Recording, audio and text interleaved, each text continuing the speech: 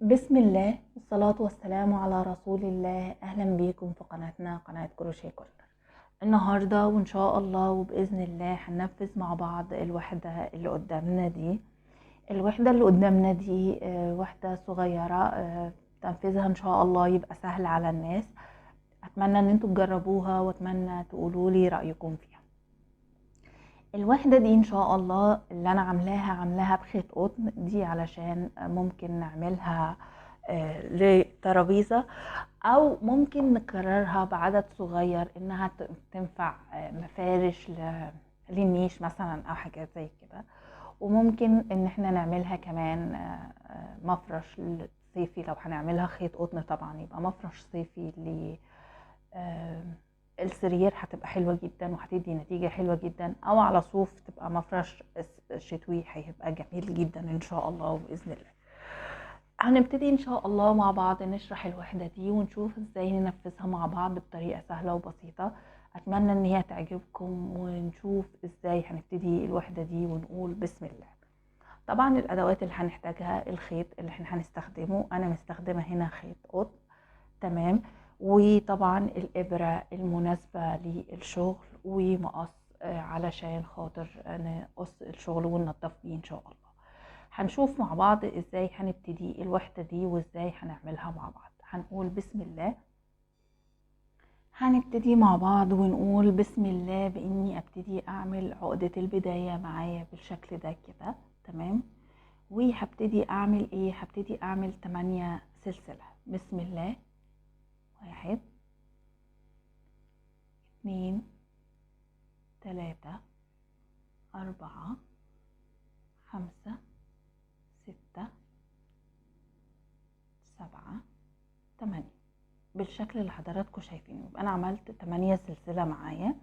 هبتدي اعمل ايه؟ هبتدي اوصل لاول غرزة انا عملتها واول سلسلة انا عملتها، وادخل فيها واعمل منزلقة معايا بالشكل ده كده تمام. يبقى انا كده عملت معايا دايرة البداية بتاعتي 8 سلسلة. هبتدي اطلع عشان ابتدي السطر التاني. هبتدي اعمل 2 سلسلة، 1 2 تمام. وهبتدي اعمل عمود سوري نص عمود. يبقى ازاي اعمل نص عمود؟ باني بلف الخيط على الابرة بالشكل ده وبدخل في الدايرة واخرج. يبقى عندي 3 حلقات بخرج منهم مرة واحدة بالشكل ده. يبقى ده عندي النص عمود. هعملها لحضراتكم تاني بالشكل ده كده تمام، واخرج. يبقى كده عندي النص عمود. هكرر الموضوع دوت 15 مرة تمام. يبقى بالشكل ده كده نص عمود.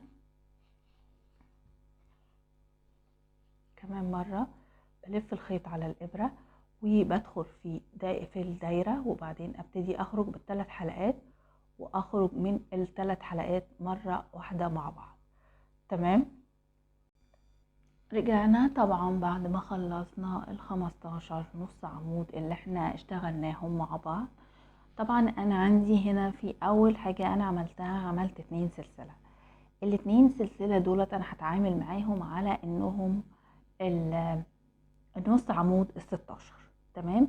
فهدخل في الغرزة السلسلة التانية بالشكل ده كده بشويش، عشان طبعا الغرز صغيرة. هدخل بيها بشويش كده واخرج واعمل منزلقة تمام. هطلع 3 سلسلة عشان ابتدي اعمل الدور الثالث. بسم الله. 1 2 3 تمام. وهبتدي اعمل عمود غير مكتمل في نفس المكان. في نفس ال2 سلسلة هعمل عمود غير مكتمل. ازاي اعمل عمود غير مكتمل؟ عمود غير مكتمل بلف الابرة الخيط على الابرة وبدخل اعمل زي ما اكون هعمل عمود بالظبط، واخرج من حلقتين واسيب حلقتين. يبقى انا كده عندي ده اول عمود وده تاني عمود. هعمل في الغرزة اللي بعدها بالشكل ده تاني عمود غير مكتمل. 1 عمود غير مكتمل 2. يبقى انا كده عندي 1 2 3 4. هخرج من ال4 حلقات مرة واحدة واقفل عليهم بمنزلقة بالشكل ده. هبتدي اعمل 4 سلسلة بسم الله. 1 2 3 4. وهاجي في الغرزة اللي بعدها على طول، الغرزتين اللي بعدهم هكرر نفس الوحدة اللي انا عملتها دي، او المجموعة اللي انا عملتها دي. يبقى اول غرزة هعمل فيها 2 عمود غير مكتمل. تمام.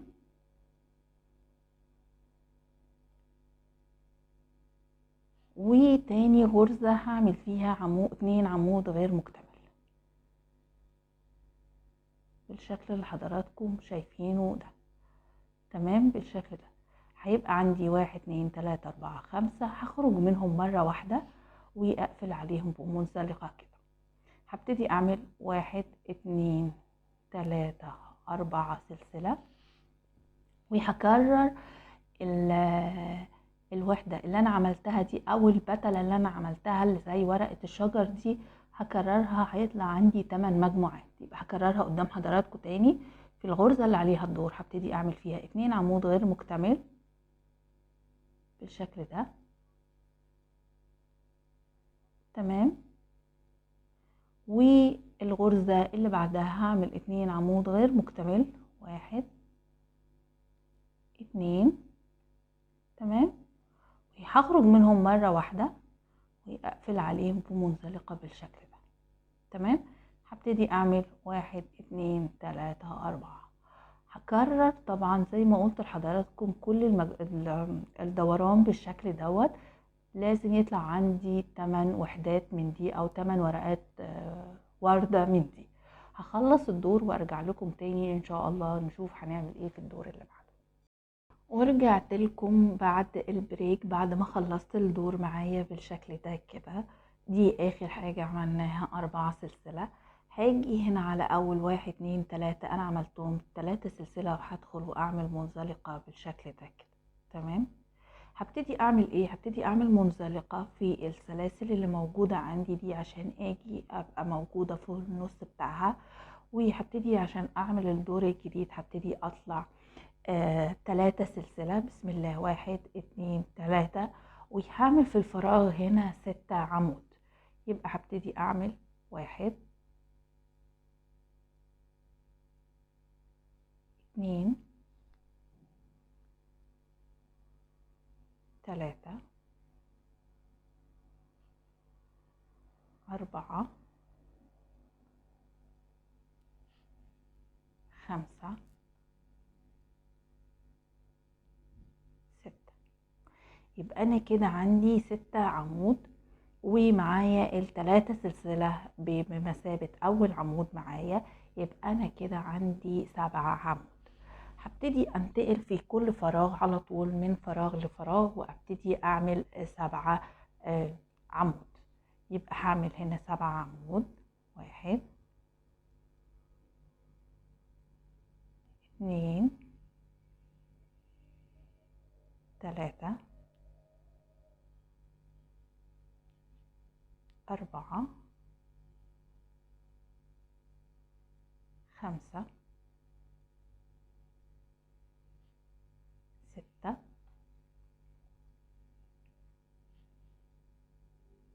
7. تمام. وهكرر في كل الفراغات اللي عندي السلاسل سوري، السلاسل اللي عندي هكرر كل سلاسل فيها 7 عمود بالشكل ده. هخلص الدور دوت وارجع لكم تاني ان شاء الله بعد البريك نشوف هنعمل ايه. ورجعت لكم بعد ما خلصنا السطر الثالث او الدورة الثالثة في الشغل بالنسبة لنا بالشكل ده كده. في اخر حاجة هنعملها طبعا احنا عملنا اخر 7 في المجموعة. عندي 1 2 3 سلسلة. هدخل في السلسلة الثالثة وهبتدي اعمل منزلقة بالشكل ده. تمام. السطر الرابع هنعمل ايه؟ السطر الرابع تقريبا هو تكرار للسطر الثالث مع اختلاف بسيط جدا. هبتدي اعمل 1 2 3. تمام. وهعمل فوق ال6 عمود اللي هيجوا بعد كده هعمل فوقهم 6 عمود. يبقى هعمل فوق كل عمود عمود بالشكل ده كده. يبقى ثانية معلش عشان الخيط بينتش بس. تمام. هعمل 1 2 3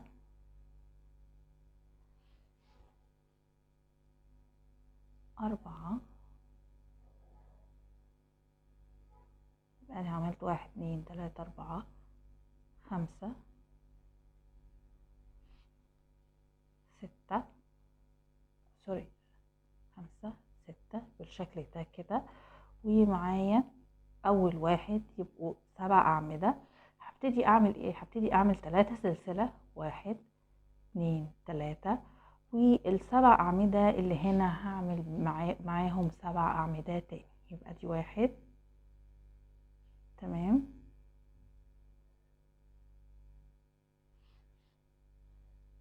2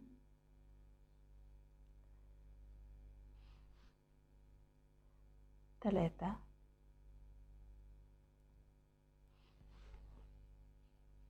4 5 6 7. يبقى انا كده هعمل فوق كل عمود عمود في المجموعة، وانتقل من المجموعة للمجموعة ب3 سلسلة. تمام، هو ده الاختلاف بين الدور الثالث او السطر الثالث والسطر الرابع. يبقى انا هعمل بس الفرق معايا هيطلع في ال3 سلسلة دول. هخلص السطر دوت وارجع لحضراتكم تاني عشان نشوف بعد البريك هنعمل ايه. ورجعنا بعد ما خلصنا السطر الرابع بتاعنا. في اخر حاجة هنعملها طبعا اللي هي 3 سلسلة، 1 2 3.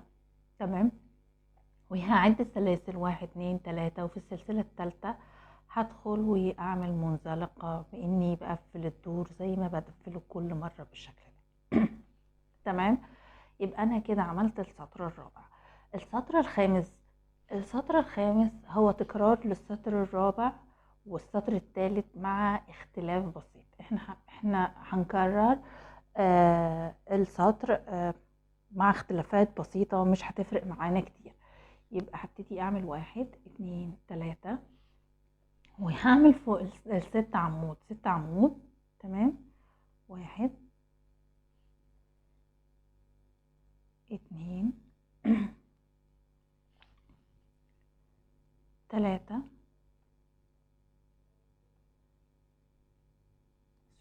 سوري بيشبك بس 3 4 5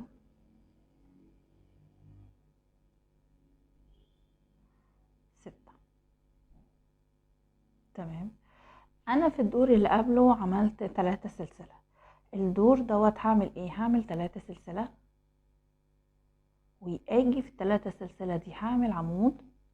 تمام، وبعد العمود هعمل كمان 3 سلسلة، 1 2 3، وهعمل فوق الاعمدة المجموعات 7 اعمدة. هعمل 7 اعمدة.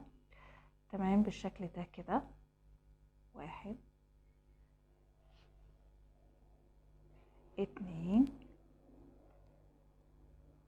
3 3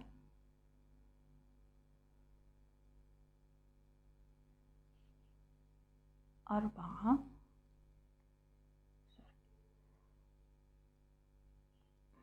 معلش عشان بس عادة الخيط القطن بيبقى مش مبروم كويس فبينتش معانا كتير. تمام، هعمل فوق كل عمود عمود بالشكل ده كده، وبعدين 3 سلسلة، 1 2 3. اجي في الفراغ او السلسلة دي اعمل عمود 3 سلسلة. تمام، وهكرر الدور معايا بالشكل ده. هخلص معايا الدور بالشكل ده. هخلص طبعا الدور معاكم وارجع نشوف هنعمل ايه بعد كده. ورجعنا بعد ما خلصنا السطر الخامس بالشكل ده، واخر حاجة طبعا عملناها ال3 سلسلة. هبتدي اعد 1 2 3، وفي السلسلة الثالثة هبتدي ادخل واعمل منزلقة زي تقفيلة الدور العادية جدا. تمام. هبتدي اعمل ايه؟ هبتدي اعمل 1 2 3، ده السطر السادس او قبل الاخير، خلاص احنا قربنا نخلص. هبتدي اعمل فوق كل عمود عمود، 1 2 3 4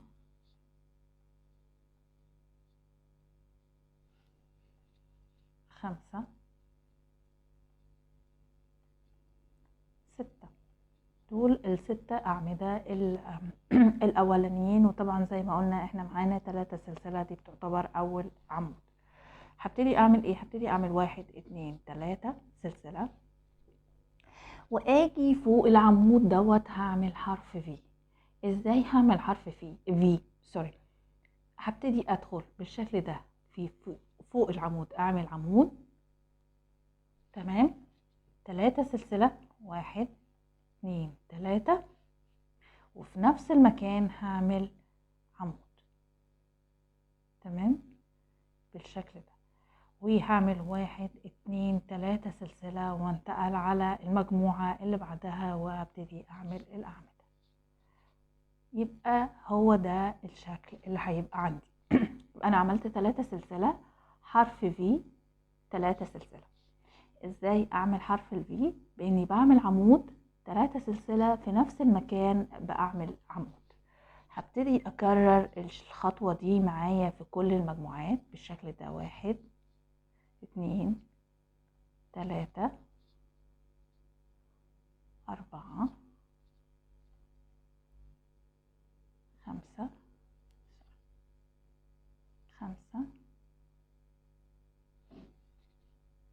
6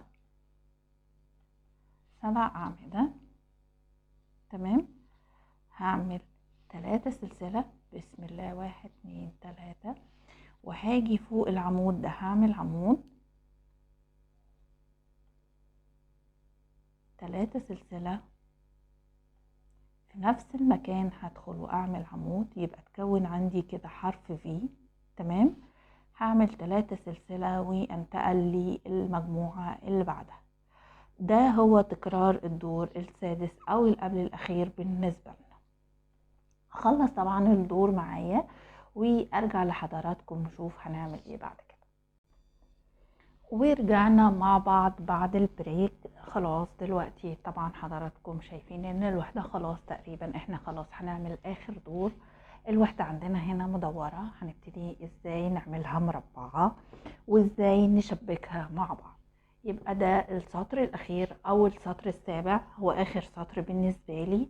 هبتدي اخلصه وفي نفس الوقت هيبقى سطر التشبيك معايا. تمام.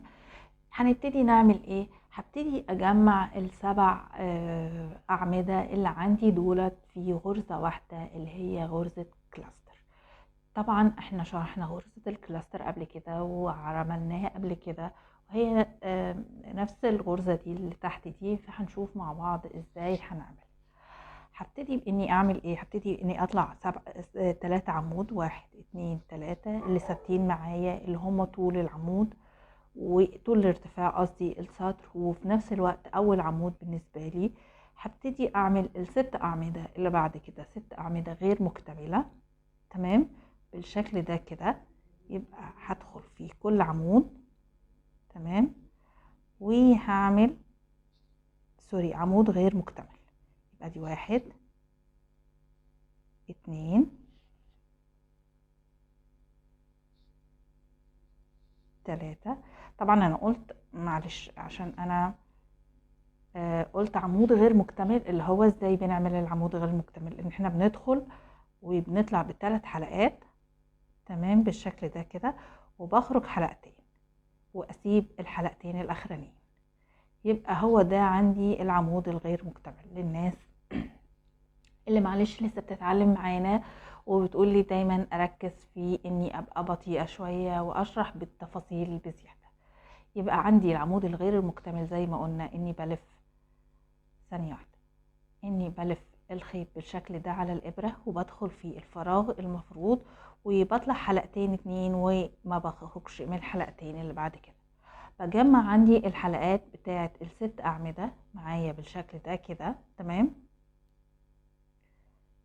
بالشكل ده 1 2 3 4 5 6 7. تمام، وبخرج منهم مرة واحدة بالشكل ده كده، وبقفل عليهم بمنزلقة كده.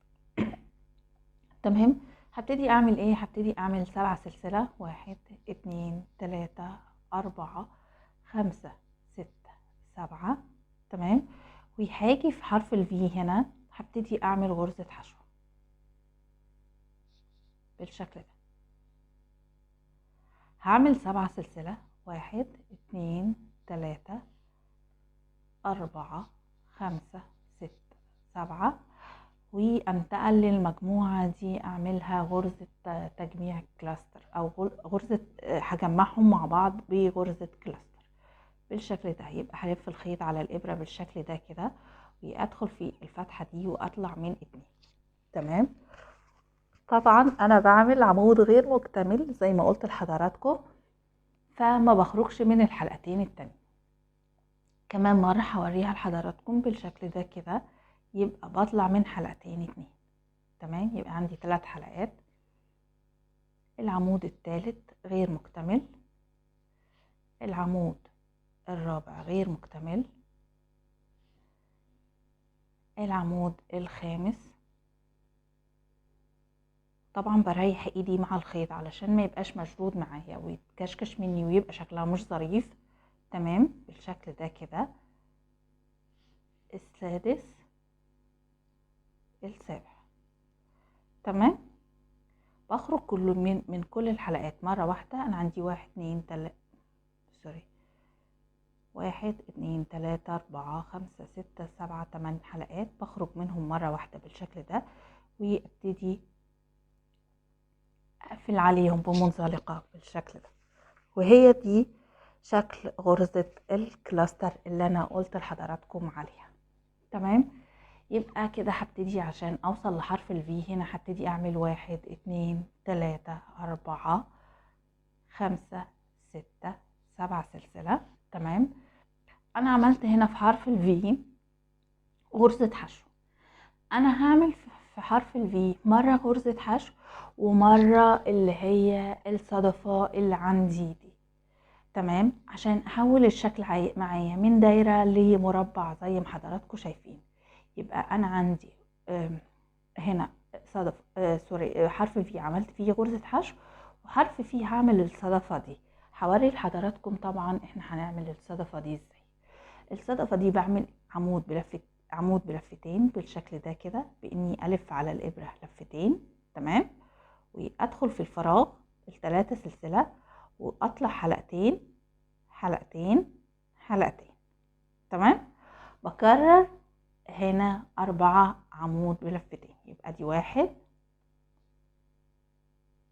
ادي تاني عمود، تالت عمود بلفتين، بخرج حلقتين حلقتين حلقتين. كمان الرابع بالشكل ده. تمام، واعمل ايه؟ هعمل 7 سلسلة. بسم الله، 1 2 3 4 5 6 7. اوكي، وهعمل عمود بلفتين وادخل في نفس المكان بالشكل ده. هعمل 4 عمود بلفتين، وتبقى دي الضلع التاني للصدفة بتاعتي او الزاوية بتاعتي بتاعة المربع. تمام، يبقى لفتين وادخل في نفس المكان، اعمل 2 2 2 كمان مرة. ده تالت عمود. تمام، رابع عمود بالشكل ده كده. تمام، يبقى انا عملت الزاوية بتاعتي بالشكل ده كده، او الصدفة بتاعتي بالشكل ده كده. هبتدي اعمل ايه؟ هبتدي اعمل 7 سلسلة، 1 2 3 4 5 6 7 وأوصل للمجموعة دي. المجموعة دي أنا هعمل لها يعني هجمعها تاني بغرزة كلاستر. طبعا أنا قلت عمود غير مكتمل فيه كل عمود، تمام؟ بالشكل ده بدخل في العمود وأعمل عمود غير مكتمل بإني بطلع من حلقتين وأسيب بقية الحلقات على الإبرة متجمعة مع بعضها، وبخرج منهم مرة واحدة بالشكل ده، تمام؟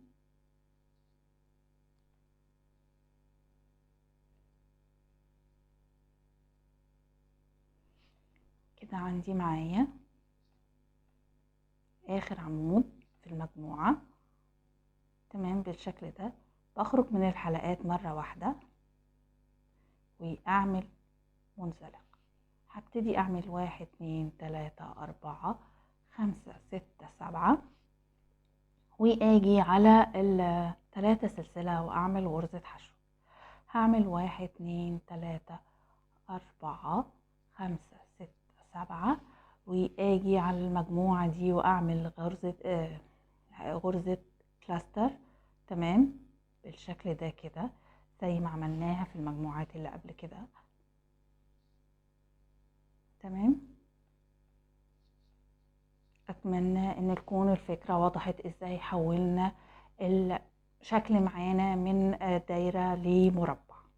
هخلص طبعا المجموعة كده وهبتدي نشوف ازاي هنشبك مع بعض الشغل، تمام؟ يبقى انا قفلت المجموعة 1 2 3 4 5 6 7.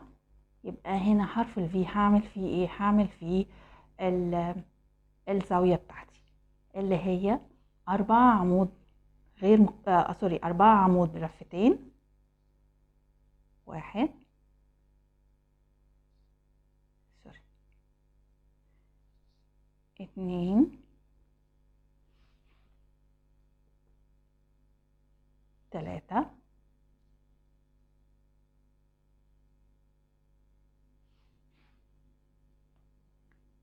4، تمام؟ طبعا المفروض ان انا هعمل 7 سلسلة. طب انا عايزة ابتدي اشبك، يبقى هشبك ازاي؟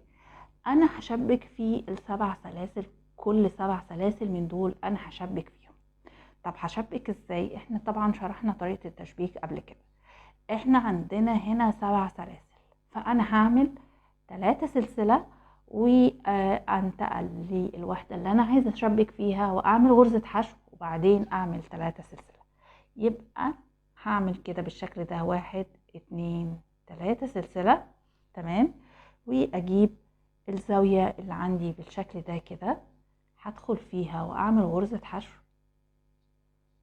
واعمل 1 2 3 وابتدي اعمل زي ما قلت لحضراتكم 4 عمود بلفتين عشان اكمل الزاوية بتاعتي. 2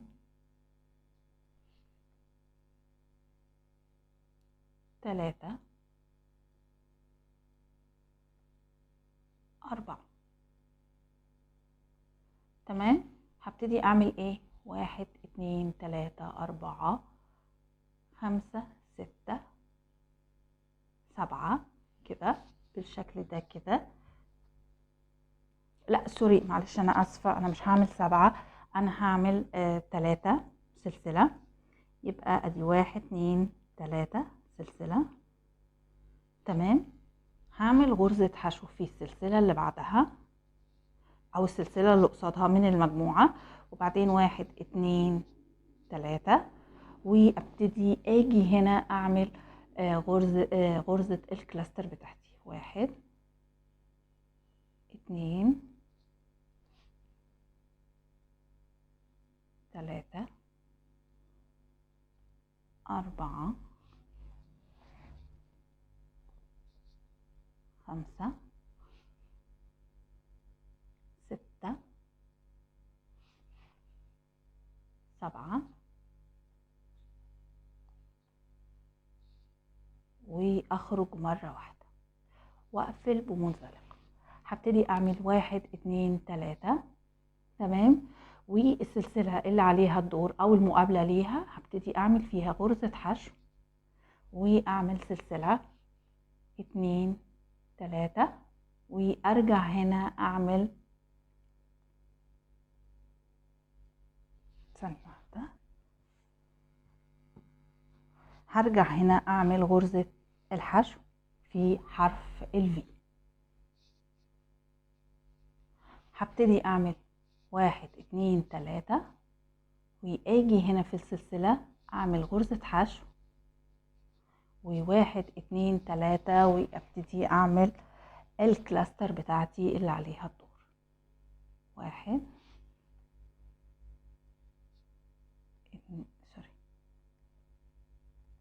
2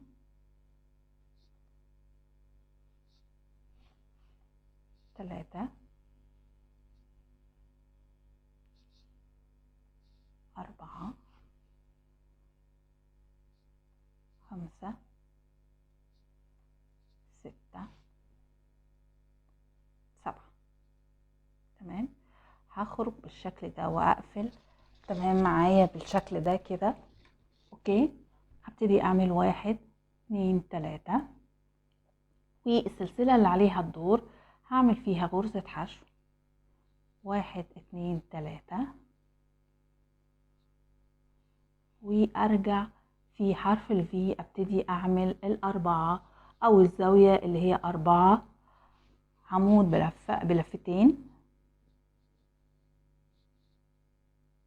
2 3 4. هعمل 3 سلسلة 1 2 3، واجي على الزاوية الاخر زاوية في الضلع وابتدي اعمل فيها غرزة حشو بالشكل ده كده، وابتدي اعمل 1 2 3، وارجع للزاوية الاساسية اللي انا شغالة فيها وابتدي اعمل 4 عمود بلفتين. ان شاء الله وباذن الله لما هنتعود مع بعض على طريقة التشبيك وننفذها مع بعض في كذا وحدة هتبقى سهلة بالنسبة لكم، وهتكتشفوا الاماكن اللي تتشبك فيها الوحدة لوحدها من غير ما نضطر ان احنا نشرحها بعد كده. تمام. بالشكل اللي حضراتكم شايفينه ده. وده شكل الوحدة بعد ما ابتدينا ان احنا نشبكها مع بعض. اظن ابتدت تبان مع حضراتكم دلوقتي ازاي هنكمل الدور. فطبعا هنعمل هنا سوري، هنعمل هنا السبع سلسلة. بعد كده هنعمل غرزة الكلاستر، هنعمل غرزة حشو 7 سلسلة، ونكمل معانا غرزة كلاستر 7 سلسلة الزاوية، ونكمل معانا الدور بالشكل ده. طبعا انا وضحت لحضراتكم ازاي ان احنا شبكنا الوحدة دي. اتمنى طبعا ان هي تعجبكم، واتمنى تجربوها وتقولوا لي رأيكم فيها ايه. طبعا احنا كده وصلنا لنهاية الفيديو ان شاء الله على خير. اتمنى لو عجبكم الفيديو وعجبكم شرحي شرفوني بانكم تشتركوا في القناة، شرفوني بانكم تكتبوا كومنتات. بجد ميرسي لكل حد معانا من اول ما ابتدينا القناة. بجد ميرسي لكل حد بيقول لي كومنت جميل وبيكتب تعليق جميل. ميرسي ليكم، شرفتوني، نورتوا القناة ودايما موجودين معانا. وصلنا لنهاية الفيديو على خير. أتمنى أكون ضيفة خفيفة عليكم. أتمنى أشوفكم على خير في فيديو جديد مرة تانية. ميرسي ليكم وسلام عليكم.